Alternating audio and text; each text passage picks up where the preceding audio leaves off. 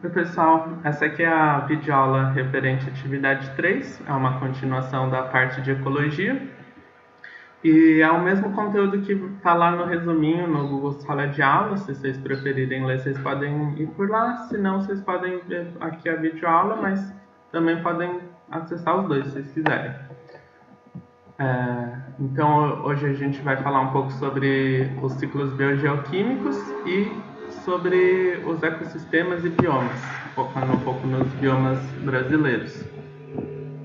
Então, começando pelos ciclos biogeoquímicos, aqui a gente tem o ciclo do carbono. A gente vai falar só de dois ciclos que são, não diria os mais importantes, né, mas os mais estudados e que tem mais chance de cair, né, nos vestibulares e no Enem. Então, aqui a gente tem o ciclo do carbono, que ele vai dizer como o elemento carbono, né, ele é ciclado no nosso planeta. Então aqui a gente tem o CO2 na atmosfera, né, o gás carbônico. Ele vai ser usado pelos seres fotossintetizantes, como as plantas, na fotossíntese, né? Então, o gás carbônico e a água, com a energia do sol, essas plantas fazem fotossíntese e vão produzir compostos orgânicos, como a glicose, que é, vai, vai ter como base da estrutura o carbono, né?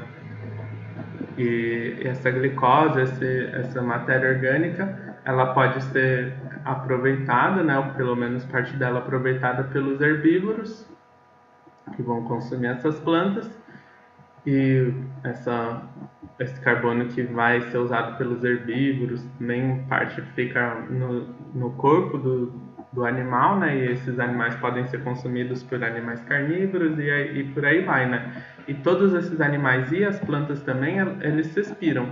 E através da respiração, eles liberam gás carbônico que volta para a atmosfera, né? E também quando esses animais e plantas morrem, eles são decompostos e na decomposição se libera gás carbônico para a atmosfera.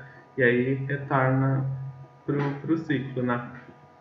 E esse gás carbônico na atmosfera, ele também é responsável por um efeito que ajuda na regulação do planeta Terra como um todo, né? Na regulação no sentido de manter condições estáveis na Terra que favorecem a continuidade da vida, né? Esse efeito é o efeito estufa, que também é causado por outros gases, né? Gases do efeito estufa, mas principalmente pelo gás carbônico.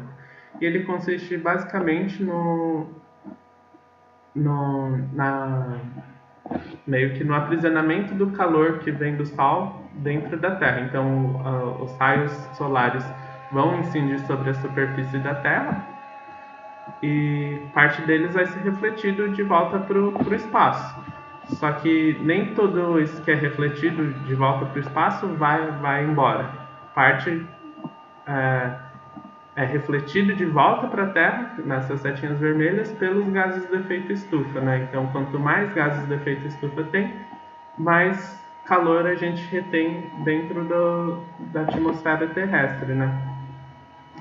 Por isso que o efeito estufa ele é importante para a manutenção da vida na Terra, porque senão faria um frio do caramba de noite aqui na Terra, mas também quando ele está muito intenso, ele causa o que a gente tem chamado de mudanças climáticas, né? Então, o efeito estufa é algo que acontece e é importante para a vida, mas quando ele fica muito intenso, como atualmente, com a queima de combustíveis fósseis, pecuária, agricultura extensiva, a gente tem essa intensificação e gera coisas como o efeito aquecimento global, né?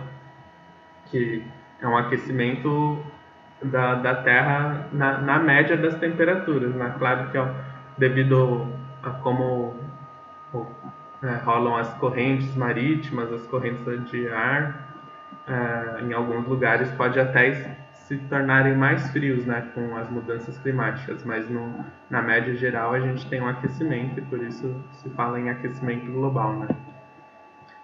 Um outro ciclo importante para se estudar é o ciclo do nitrogênio, que o nitrogênio é um elemento também importante da vida, porque ele vai fazer parte, ele faz parte, né, das proteínas, é uma parte importante das proteínas e do DNA, né, do DNA, do RNA.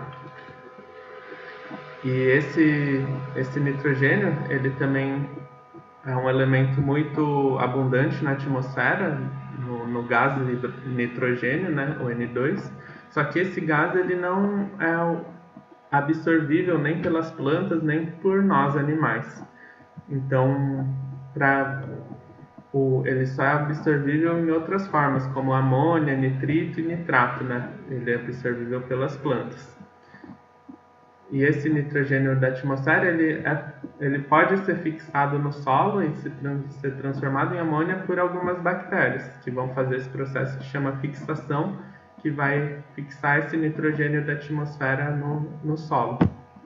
E aí outras bactérias podem transformar esse nitrogênio da amônia em outros compostos, né? E esses compostos todos, eles são absorvíveis pelas plantas, e estando nas plantas, esses compostos passam a ser absorvíveis pelos animais que se alimentam das plantas e animais que se alimentam de animais. E quando todos esses animais morrem, eles são decompostos, e essas bactérias que vão decompor esses animais vão produzir essas substâncias que depois vão poder ser reabsorvidas de novo pelas plantas, né?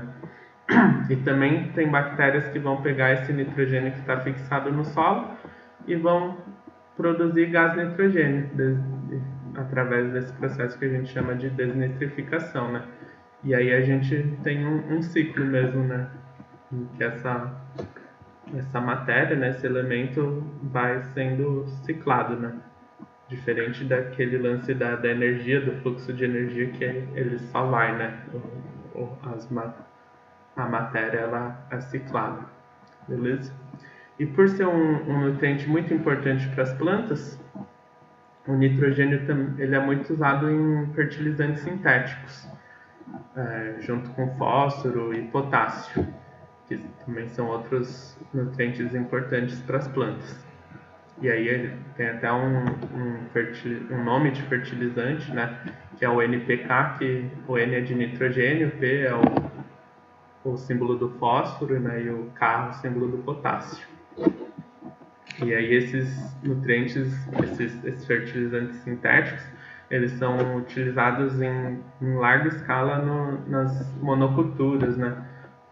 Principalmente, em parte porque as monoculturas, elas utilizam, como são todas plantas iguais, elas vão utilizar sempre os mesmos nutrientes, então o solo vai se tornando cada vez mais pobre, né? Por isso que se usa muito fertilizante nesse tipo de plantação.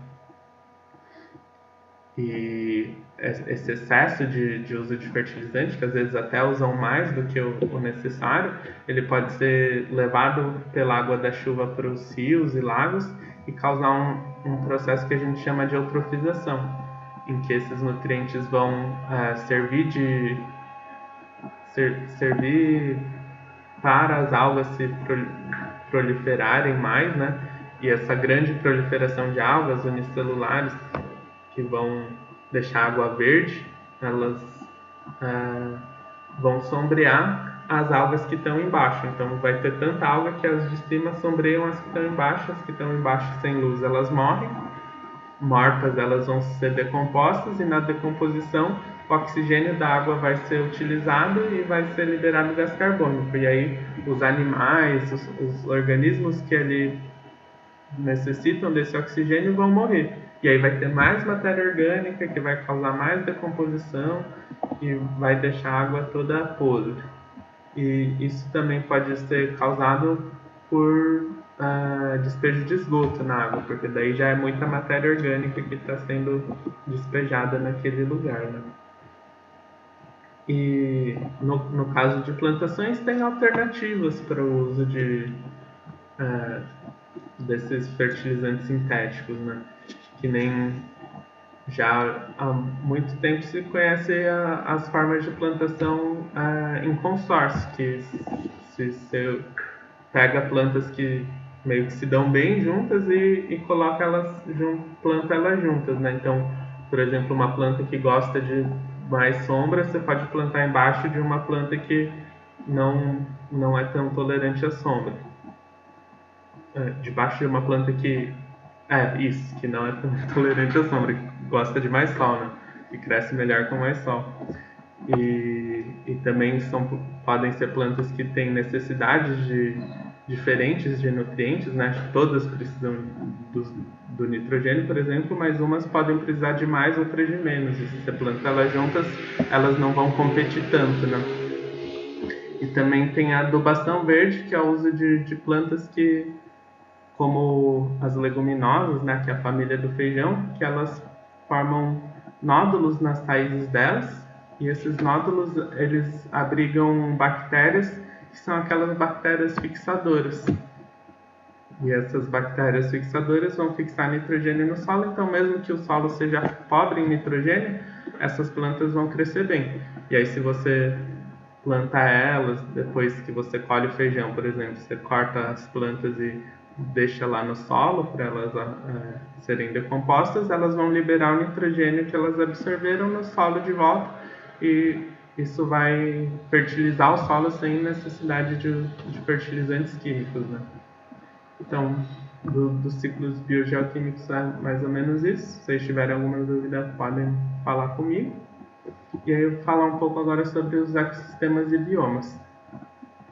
Então, os ecossistemas, como a gente viu na aula passada, eles são formados pelo conjunto dos seres vivos que habitam o lugar, mas também pela parte abiótica, né?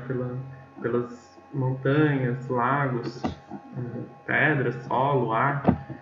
E aí a gente vai ter vários tipos de ecossistemas que vão ser o que vai determinar que ecossistema tem em cada lugar, é o clima do lugar, várias coisas, né? E outra coisa, e os biomas, né, já são coisas mais abrangentes, né, que abrangem muitos ecossistemas e que vão ser determinados também por um clima específico, mas também por uma fitofisionomia, que é meio que o tipo de vegetação que tem naquela região. Então, por exemplo, a gente tem o bioma da Mata Atlântica, que vai ser caracterizado pelas florestas, clima úmido, quente.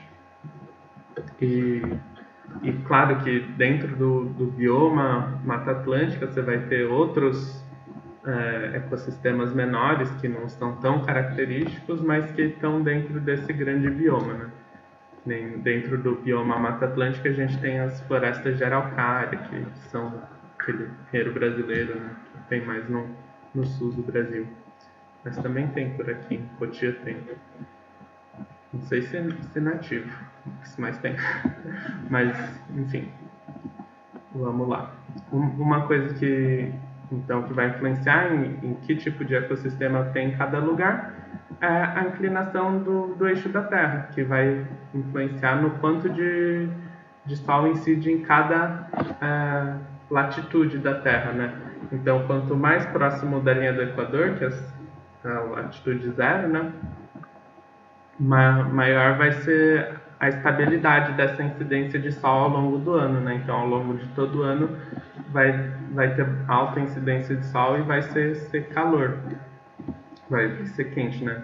Claro que tem algumas exceções, né? Mas não é nada comparável a mais próximo dos polos, em que você vai ter invernos muito rigorosos, que vai nevar e tal. E aí as estações do ano vão ser mais marcadas quanto mais próximo dos polos você tiver, né? Que daí vai ter aquele inverno que neva e o verão bem quente, é algo que você tem em latitudes mais elevadas. O Brasil ainda está meio... o Brasil é grandão, né? Mas em geral não neva no Brasil porque ele ainda está mais próximo dos trópicos, né? E aí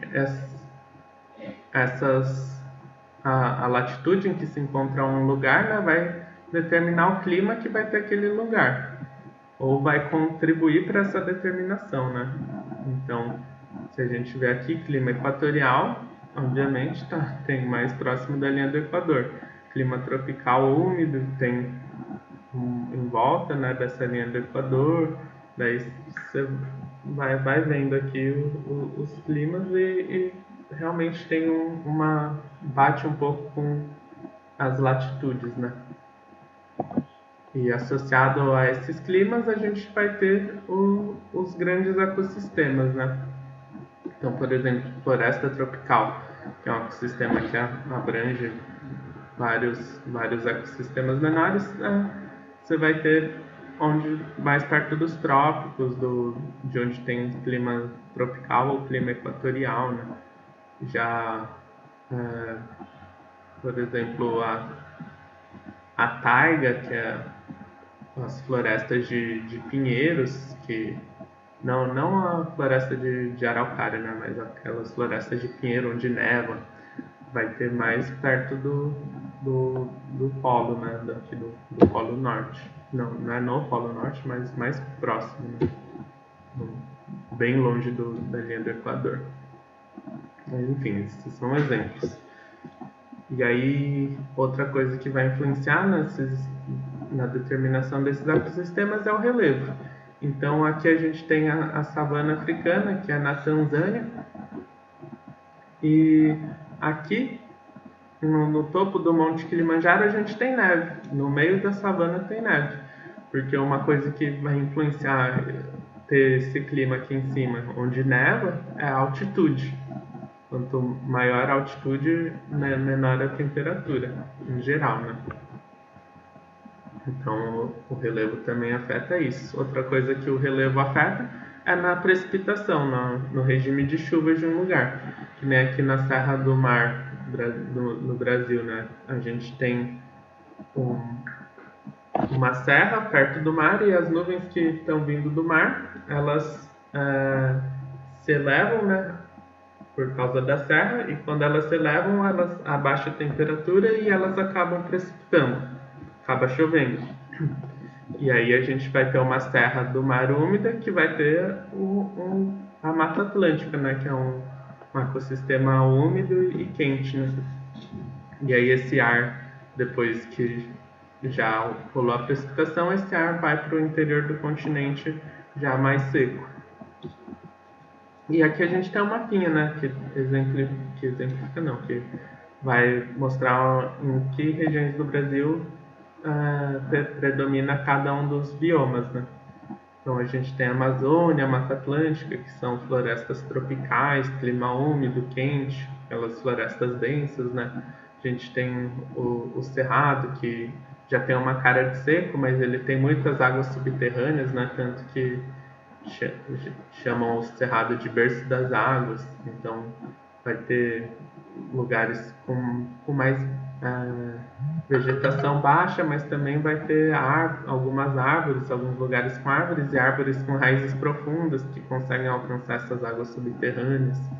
Daí a gente tem a Caatinga, que já tem um clima mais árido mesmo, semiárido, e vai ter aquelas árvores retorcidas e também daí já plantas com mais adaptações ao clima seco mesmo, cactáceas e tal. A gente tem o Pantanal, que tem um relevo mais plano, vai ter os períodos do ano em que ele vai ficar alagado, né? Grande parte dele vai ser alagada. Os Pampas, que daí já está num clima mais que não é tão quente, né, como o clima tropical, subtropical, né, e vai ter uma vegetação mais baixa também, com alguns arbustos e mais gramíneas, né, tipo matinho. E é basicamente isso, assim, falando bem por cima dos biomas. E um outro ecossistema também que não é um bioma, mas que é importante falar, é o manguezal. O manguezal são formados por aquelas árvores que tem no encontro entre o mar a água salgada do mar e a água doce dos rios, né? E são árvores que crescem num lamaçal, então ela tem aquelas raízes compridas que saem que ficam para fora do solo, né? Que vão ajudar a planta a se escorar e também vão ter raízes que ficam só com uma pontinha para fora, que a gente chama de pneumatóforos, que ajudam eh, a raiz a conseguir ter oxigênio, né? Porque as células da raiz também precisam de oxigênio, estando embaixo da lama, né? É mais difícil acessar esse oxigênio e essas raízes vão atuar nesse sentido. E por fim, aqui a gente tem um mapa que mostra a ocupação humana no Brasil, né? Então aquele primeiro mapa mostra os biomas, mas parece que todo o Brasil é cheio, formado por biomas só, né? Mas o que a gente tem em realidade é uma grande área ocupada pelo ser humano, seja cidade, seja plantação, lavoura, pasto. E aí é esse cenário que a gente tinha, né? Essa aqui é de 2013, hoje talvez esteja pior, mas é isso, né? O cenário atual é meio triste, a gente está vivenciando muitas queimadas pelo Brasil hoje, Pantanal, Amazônia e é foda, né? Mas é bom a gente conhecer essas coisas, saber dessas coisas, porque é a partir disso que a gente pode começar a agir, né? A fazer alguma coisa. Então é basicamente isso. Qualquer coisa podem me chamar. Tem as questões lá no Google Sala de Aula. Também vou deixar um videozinho lá. E é isso aí. Valeu. Qualquer coisa me chamem.